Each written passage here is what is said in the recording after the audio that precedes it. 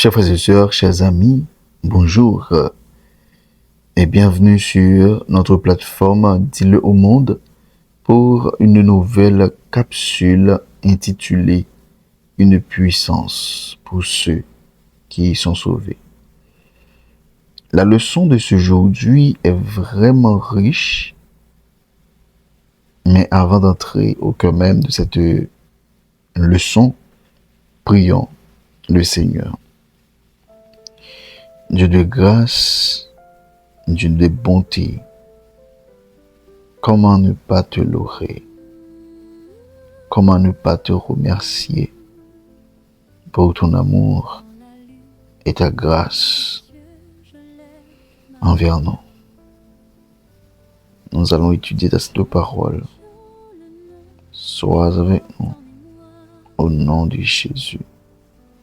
Amen.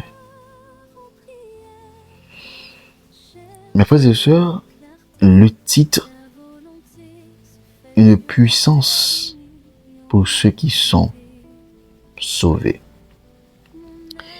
Mes frères et sœurs, imaginez deux personnes qui regardent exactement la même croix. Vous êtes là? Deux personnes qui regardent exactement la même croix. L'une n'y voit qu'un homme condamné, un échec, une humiliation, une absurdité. L'autre y voit la plus grande démonstration d'amour de toute l'histoire, le fondement de son espérance et la source de sa vie. La croix n'a pas changé. Ce qui change, c'est le cœur de celui qui la contemple. C'est pourquoi, mes frères et sœurs, Paul écrit « La parole de la croix est une folie pour ceux qui périssent, mais pour nous qui sommes sauvés, la croix est une puissance de Dieu. » Cette déclaration nous conduit à une question fondamentale. Mais comment une même croix peut-elle être une folie pour certains et une puissance pour d'autres? On va voir quelques grandes vérités.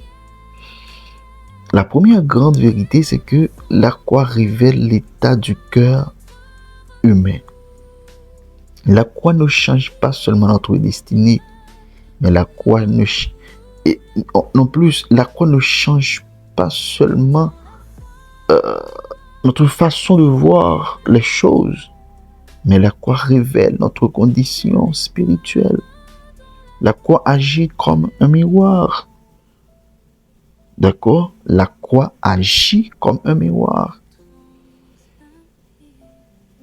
La croix ne crée pas l'incrédulité. La croix révèle. Deuxième grande vérité, c'est que pourquoi la croix paraît-elle insensée? Pourquoi, aux yeux des hommes, Dieu devrait manifester sa puissance par la force? Parce que le monde admire les armées. Le monde admire les empires, les richesses, les philosophes, les dirigeants. Mais Dieu lui-même, Dieu choisit une mangeoire, un charpentier, des pêcheurs, une couronne d'épines et une croix. Voilà pourquoi Paul oppose constamment la sagesse humaine et celle de Dieu. Dieu sauve le monde précisément parce que le monde méprise. Nous comprenons ça, me dit, Dieu sauve le monde précisément par ce que le monde méprise. Dans tout l'Ancien Testament, Dieu renverse constamment les attentes humaines. Dieu choisit Abel plutôt que Caïn, Isaac plutôt qu'Ismaël, Jacob plutôt qu'Ésaü, Joseph rejeté par ses frères, et j'en passe.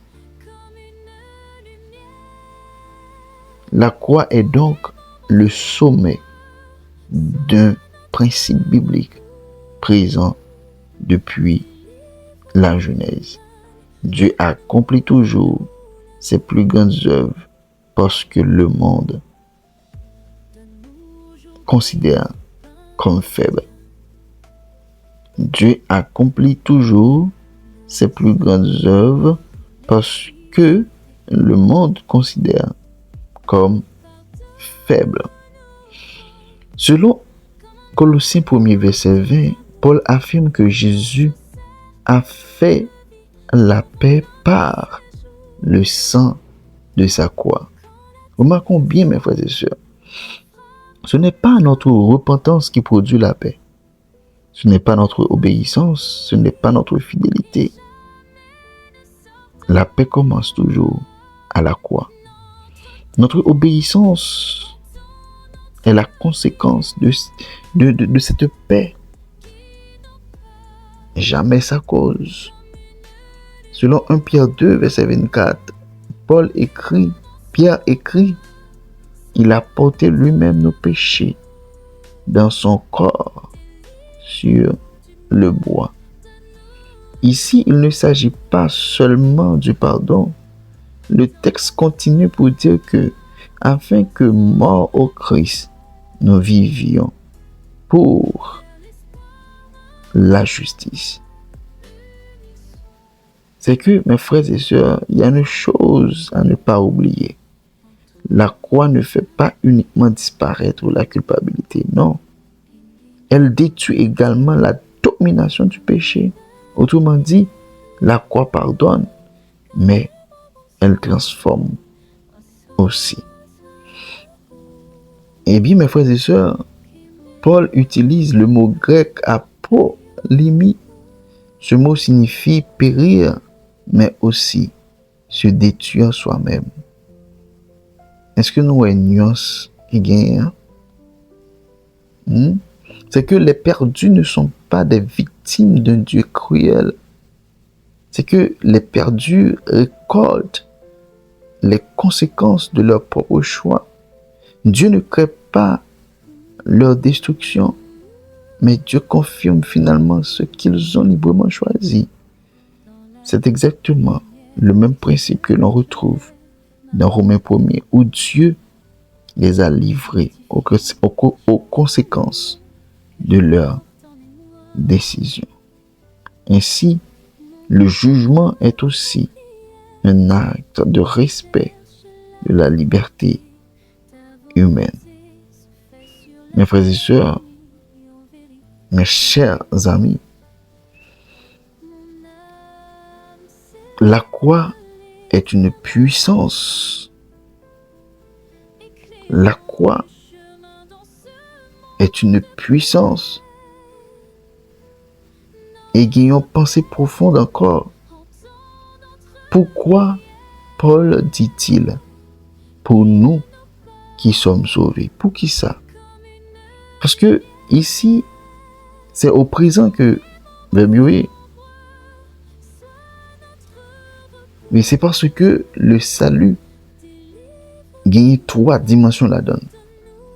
Première dimension, c'est que j'ai été sauvé de la condamnation du péché. Je suis sauvé chaque jour de sa puissance.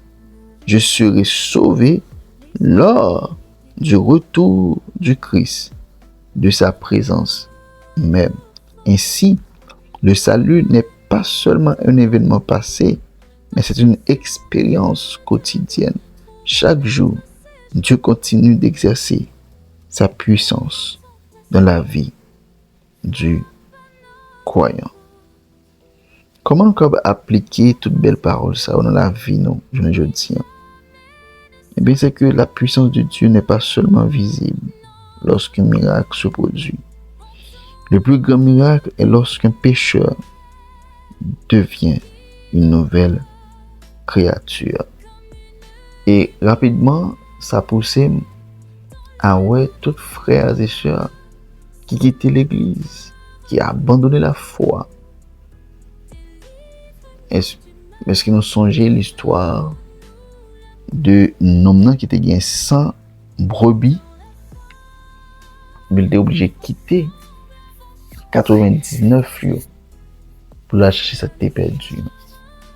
Parce que il y a un paquet de grâce à ceux-là qui aident l'autre à retrouver la bonne voie.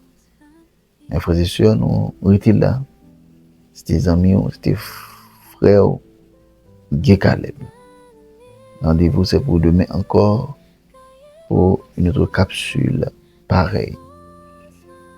N'oubliez pas de vous abonner. N'oubliez pas de liker la vidéo. Et n'oubliez pas de partager. Déjà, merci. Que Dieu vous bénisse abondamment. Shalom.